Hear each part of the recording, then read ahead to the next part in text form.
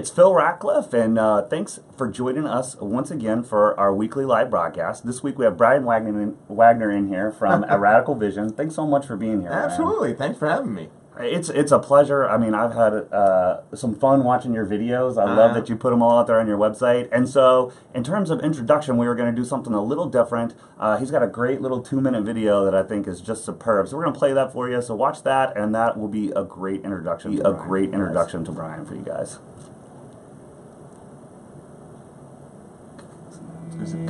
We're talking about mental blindness. Isn't that exciting? Mental blindness that's caused by mental blind spots. So we test it. So once you can admit that you're blind, identify your blind spots, and then have a vision, and then share that vision with someone else, that is when magic happens. Brian Wagner has a radical vision. In the spring of 2011, Brian suddenly and without warning woke up in darkness. A rare genetic disease took away his sight, but not his vision. You grow when you fall down. You grow when you fail. That's where it's all about. It's those obstacles in life where we have growth. We have a lot of moments that are tough to go through, but we also have a lot of joyous moments to go through. My dad always said that if you don't do anything, you're sure to never fail. So that's why I keep trying to do new things and trying to continue on and to help other people. He got us all going. He knows what he's talking about and reminds us about all the things that we take for granted.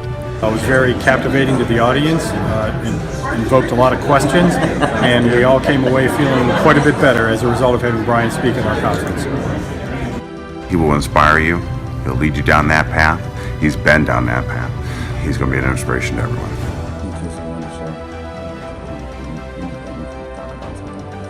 The great Harriet Tubman once said, "I freed 1,000 slaves, and I could have freed 1,000 more if they'd only known that they were slaves." I look at that from a blindness perspective, and that makes me think that we can also do much more than what we do today. If we help people to embrace their blindness to achieve a personal vision for their lives. I may have some times where I have trouble seeing, but I know that what I'm doing is for the right reasons. So you never fail until you stop trying. The moral of this story is that I had to go blind before I could see. That is the moral of the story. And I'm here to help. I'm here to help. That is my goal. To bring a radical vision to your event, contact Brian Wagner at 614-946-1635 or visit aradicalvision.com. My name is Brian, and that's with one eye. Oh, yeah. Oh, I'm sure. And you can get that goes. Oh, hope you guys enjoyed that video. Welcome back to us. That's a great one. Obviously, you can tell that Brian's talented. I love that snippet of all you're talking. So tell us, now that we got that intro, tell us what you do and how you help people. Yeah, so what I do, I help people with speaking. I have speaking engagements, and it's all really based on the book that I wrote about a year ago. It's called Sometimes It Does Take a Brain Surgeon.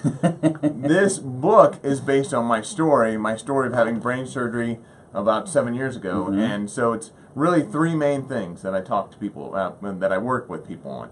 It's one from a speaking perspective, 2 is the book, and I actually have a blog as well, and then the third thing is coaching. So I coach people. I have people that are looking for help with moving forward. What's going on? Why are they not being able to go past a certain point? Sure. So I help them with their blind spots. I help them with what they're not seeing. So it's everything I do has to do with being blind or having sight or having vision. Yeah. And that's really the 3-step process that I take people through. It's blind, sight, and vision. And some of the other executives I'm working with I'm helping them from a vision perspective, because they have vision for their lives, but they don't have someone to help them implement it. So that's what I do. Yeah, and so some of it is personal, most of it's business related, though. Right. Like when you're doing the coaching, exactly. and of course, that's an awesome analogy, like vision to vision. It's people need it, right? You know, and I think especially Americans, we love the the conquering adversity Yeah. and doing something great and helping other people. So that kind of leads me into, you know, for those of our listeners or watchers that don't know your backstory. So tell us a little bit about, you know, what's motivated you and inspired you to want to go out there and turn this around and help other people. You know? Yeah. Well, 7 years ago, I woke up on the couch and I couldn't see. I was totally blind, so I stumbled to the restroom and turned on the light switch, and nothing seemed to happen. When I did, I was a little shocked, as you might understand. I looked at the mirror and couldn't see anything, but I did see slits out of the bottom of my eyes, so I could tell that lights were on. What happened was I had 2 cavernous malformations in my brainstem, and one of those cavernous malformations had bled. And it bled, putting pressure on the nerves that control my vision. Yeah. And when it did, you know, both my eyelids went down, and now both my eyeballs don't go together. So even if this eyelid were open, I would see double. So I have an image here, and I have an image down here, and it's required me to go and have brain surgery. Yeah. We went into the emergency room in Columbus first. And we had a conversation with the doctor, and there for hours and hours. And finally, he comes in and he says, "Well, you know, you're going to have brain surgery." And I'm like, "Okay, why?" Yeah. He said, "Well, the problems you have are just only going to become worse and more frequent." So those are the only words that I heard until I was able to have brain surgery, and we went to Phoenix, Arizona to have it, because he recommended that we not have it in Columbus. He recommended that we go elsewhere to have a specialist for this type of surgery. Yeah. Yeah. And they even told you that you could die from that, right? And yeah, absolutely. Yeah. And here you are now. Yeah. Yeah. Back and great and helping people. Yeah. Then for 6 months I was blind. And when you're blind, you can't do anything on your own. You can't go anywhere on your own. You can't get around your house barely on your own. I knew when that happened that I wanted to be able to help other people. That was my reason, and it's still my reason for everything I do. It's to be able to help other people. I think of how that time was, and I know how hard it was for me. And if there's anything I can do to help other people get through tough times as well. Probably changes your perspective at the time, right? Yeah, absolutely. So I was in IT sales for almost 20 years, and getting out of that and realizing that I had this passion, and I have this huge passion for doing what I do. It's just helped me so much, because I know my purpose, I know my passion. I'm putting all my efforts in this one direction, so it's been phenomenal to have that level of focus. I mean, a lot of people don't have that, so I want to help them with that. So, do you actually ever have people that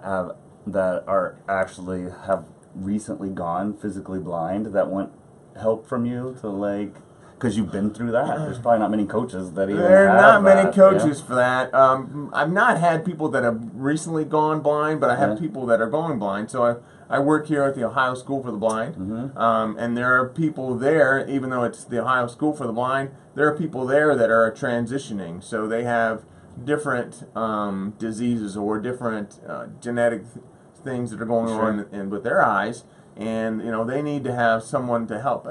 It's not so much that I provide specific help, because I'm not a doctor, but I provide help from a perspective of, yes, I've gone through a similar thing, and I can relate a little bit more than the average person. Yeah.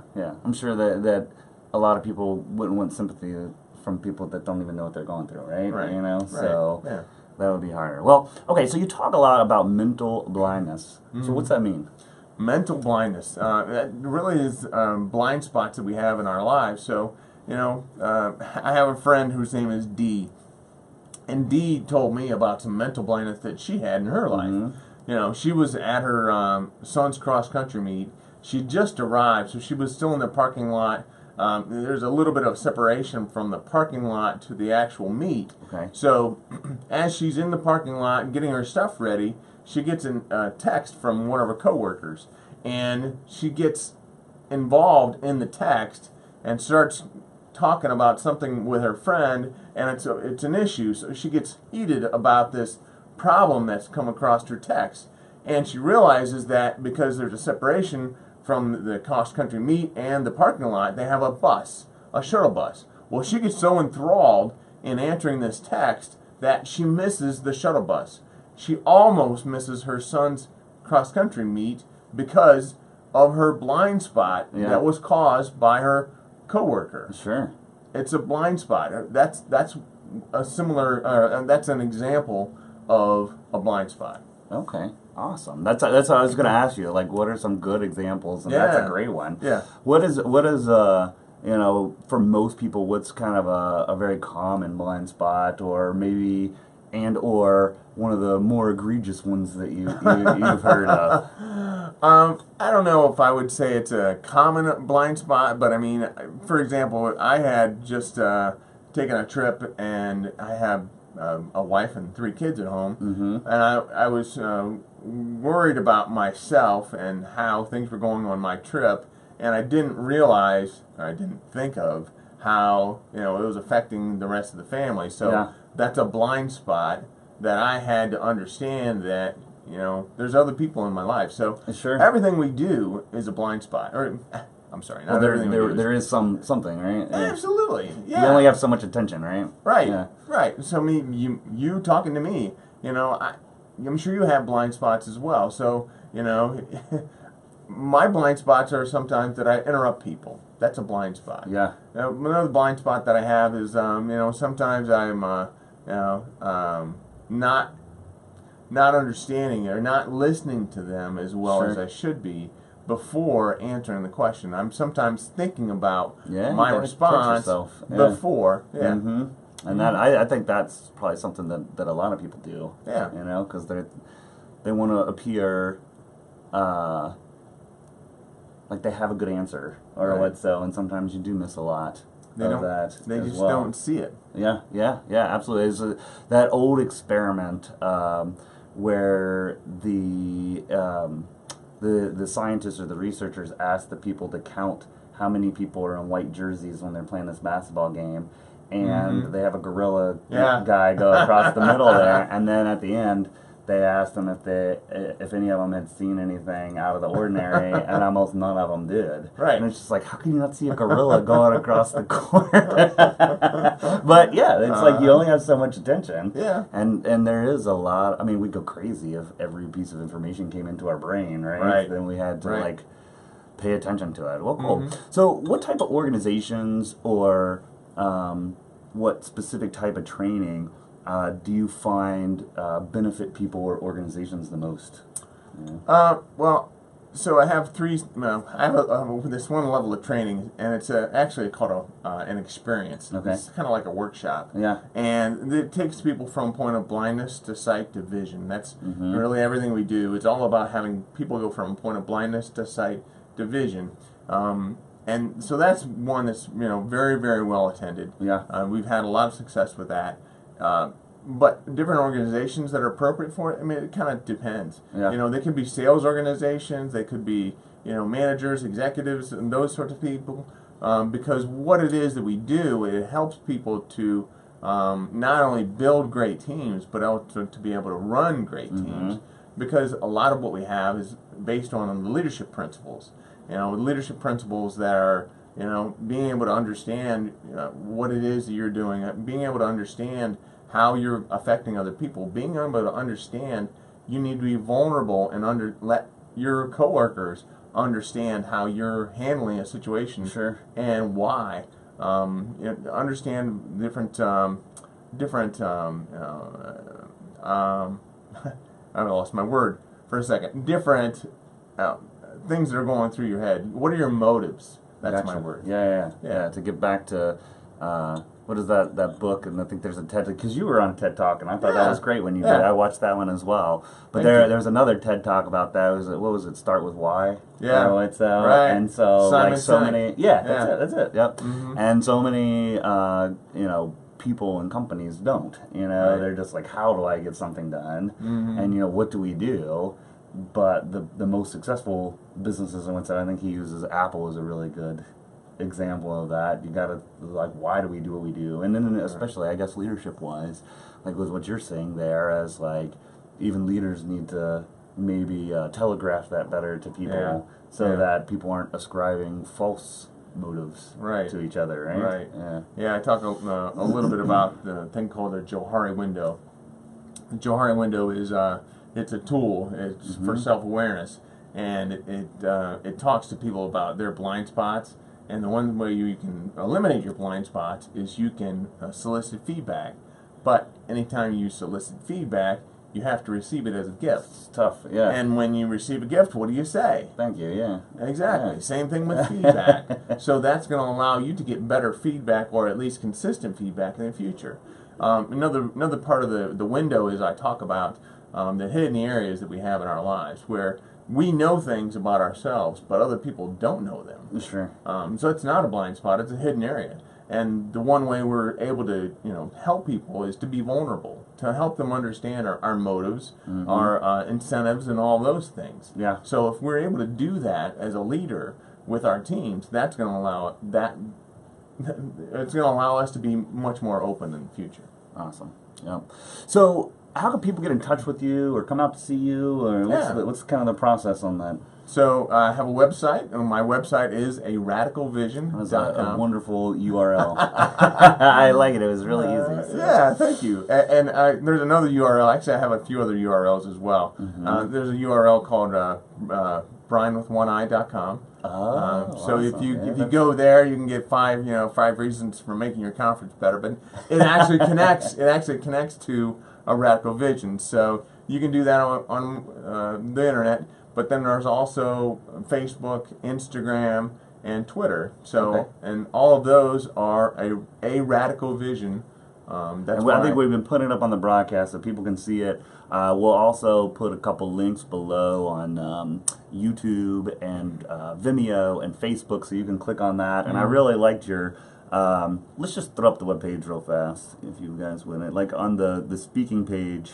Let's give them a second to make sure they got it up here. Right. On this speaking page here, you've got that's that video that we showed you guys earlier. But then you have a lot of other ones here. There's your TED.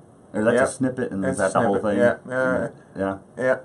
And then you got some testimonials, and then I saw it down here. You had a long one, like where you had a good long talk right there down there. Right, so. And the one above that is, if you could see what I see, that's the good long talk. That's this one is. That's an hour. Yeah, this one was short. Yeah, this one was an hour. Yeah.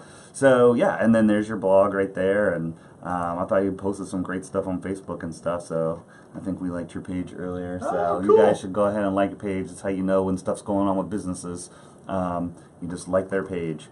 So, anything, words or snippets of wisdom you'd like to leave us with as we wrap it up? That's a great question. I guess I would like to have people just understand that everything they do has an effect on someone else. And to be able to understand that's going to be the first stage or first step you're going to take in understanding that you're blind. Yeah. And once you understand you're blind, you're going to be able to begin to affect other people. But the problem is, you can't affect other people until you change yourself.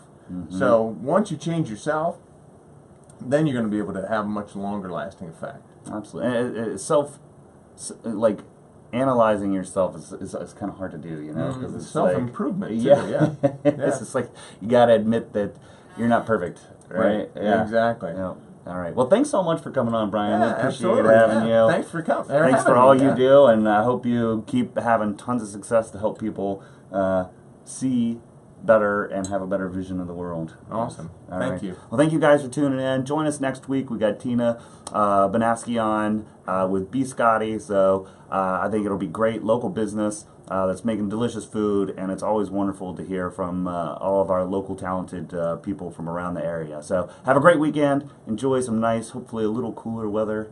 Still some sunshine, and we'll see you next week. Thanks.